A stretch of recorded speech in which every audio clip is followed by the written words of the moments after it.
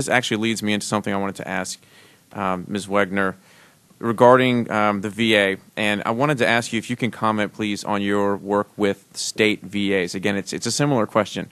We have federal level bureaucracy here and a state level. It will be a shame if we're not well coordinated. I know the VA has had some positive experience in this area, and I'm wondering if you can just give us a comment on how you've worked together with, you mentioned during your testimony, working together with other federal agencies to help veterans get access to those contracts.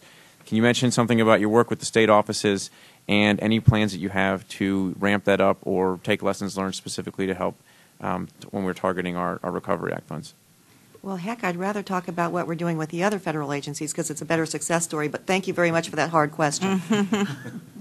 In the Center for Veterans Enterprise, our outreach program manager has developed, as part of our webpage, a state programs site in which a veteran from any state in the nation can go and look at their particular state to see what legislation has been introduced in the past, if there's currently a program, what the status is, and anyone can review live programs from the other states. So when you look at the map of the nation, you can immediately see which states have veterans supplier inclusion programs already in place and which have proposed them, and sometimes which have voted them down.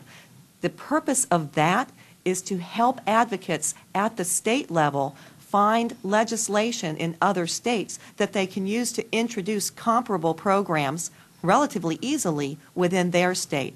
The push from our perspective in the Department of Veterans Affairs is we have the federal model in place, and you've heard the people testify this morning that we're making good progress and that you have the attention of the agencies. Now, in our opinion in VA, the next place to take this program is to the states so that we can ensure that veterans and service-connected veterans have opportunities at the state level. So we're trying to make it as easy as we can. Thank you also for mentioning how the spotlight that we put on the issue is apparently tremendously helpful in moving the ball forward in this area. And I think you can expect from us to continue to be in communication with you about how we are effectively moving forward here. Thank you for your comments. And I had one more question for Ms. Oliver. You mentioned the success that the Department of Defense has had over the past 5-6 years in dealing with service-disabled veterans. And indeed, there has been a dramatic increase in the number of contracts and dollar amount awarded, yet we're still only about halfway there. So can you tell us, what do we really need to do to get to that target? What do we need to fix? It's not, I don't think it's fix. I think it's just keep it on, keep it on. There's a pattern with all these, with the goals. The government and parts of the government don't begin by making the goals. If we can get the rate of increase, if we can get the rate of increase, then it seems to continue on with that sort of increase. That's my hope with service-disabled veteran-owned small businesses. I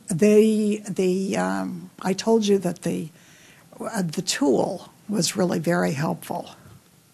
And to be honest with you, in the same way that the committees have helped us focus in the way Joel talked about, for example, the veterans themselves and the service-disabled veterans and their organizations have been tremendously helpful to us. They have helped us understand why we're hard, the ways that we are hard to do business with, and while we can't change some of those are controlled by statute. We have, I think, had insights about how to some degree compensate for it. I think there are many more insights for us to find. And in as much as we're not even half there toward our goal, I think the veterans and the service-disabled veteran individuals and their organizations will continue to help us. All right, thank you. Again, I want to mention, a number of you have mentioned today you've established oversight officers or committees to oversee to how we're going to do better, to exactly what we're talking about today. And I am going to just put you on notice that we will be following up with you to hear about exactly how that work is progressing and how we're getting closer to that goal. I want to reserve some time for other members. Just want to thank Ms. Halverson for joining us and being here. Thank you. Now I'm going to yield time to our ranking member, Mr.